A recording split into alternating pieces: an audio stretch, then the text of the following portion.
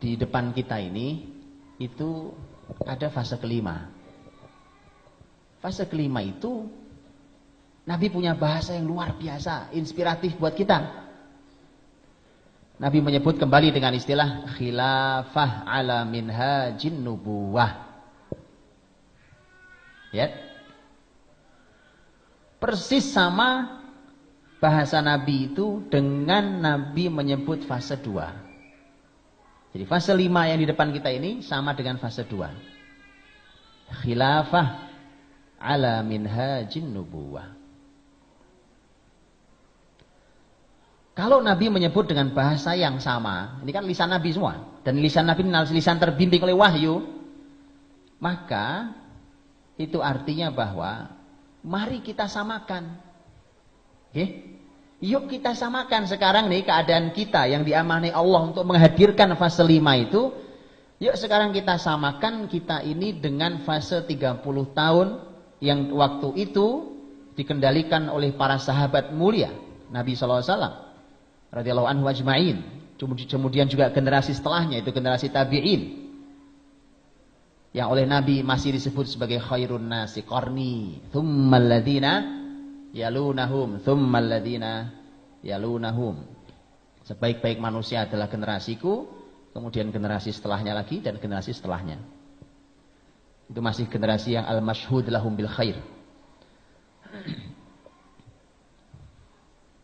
Jadi ada inspirasi besar bahwa ini harus menyesuaikan diri hari ini dengan generasi sahabat dan tabi'in.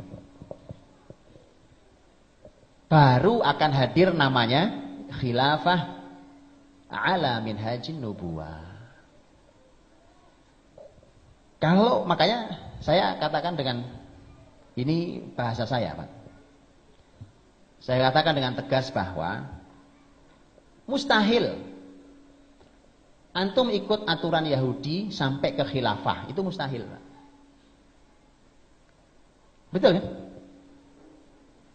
Karena khilafah ala minhajin nubuwah itu bahasanya persis sama dengan fase 2. Fase 5 ini fase 2 sama. Berarti tidak bisa pakai aturan yang lain.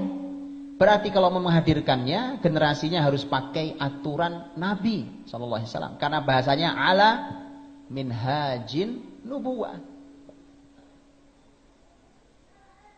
Umpamanya, mohon maaf, umpamanya hari ini teman-teman saudara-saudara kita yang memperjuangkan kekuasaan termasuk di Indonesia ini melalui partai, umpamanya. Saya hormati, silakan Pak. Ambil kekuasaan itu. Mudah-mudahan antum juga tidak larut dalam sistem yang rusak ini. Perbaiki sistem negeri ini, tetapi tidak akan pernah ideal. Tak akan pernah ideal.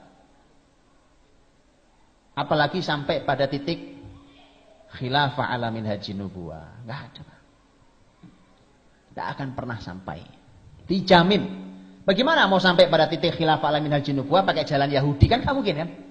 Loh, demokrasi pemilu ini adalah jalannya Yahudi. Saya tidak bicara hukum demokrasi. Demokrasi wilayah yang perlu didiskusikan silakan diskusikan. Tetapi saya tidak bicara itu. Silakan, Pak. Ya. Ada juga sebuah tesis yang saya kira perlu untuk dibaca. Ini tesis bahkan diujinya di Gaza, negeri jihad, Pak. Di negeri jihad. Ini tesis diuji di Gaza. Karena ditulis di Universitas Islam Gaza.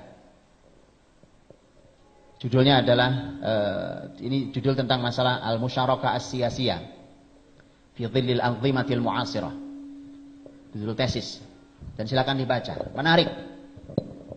Buat bagaimana hukumnya kita hari ini berkompromi politik dengan politik yang ada yang tentu menggunakan sistem Yahudi.